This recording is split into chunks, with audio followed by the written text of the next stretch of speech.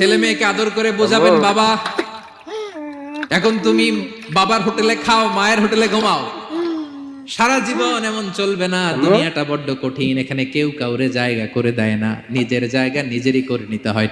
ছোটবেলা থেকেই তাকে দৃঢ় মনোবলের করে তুলতে হবে যে বাবা দুনিয়াটা এত সহজ নয়, এটা সহজ করে নিতে হয়।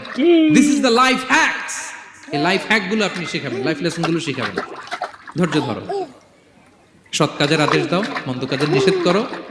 এগুলো করতে গেলে একটু বাধা বিপত্তি আসবে, কিন্তু শেষ হাসিটা তুমিই হাসবে। ছেলে মেয়েদেরকে ননির পুতুল করে গড়ে তুলবেন না, খবরদার।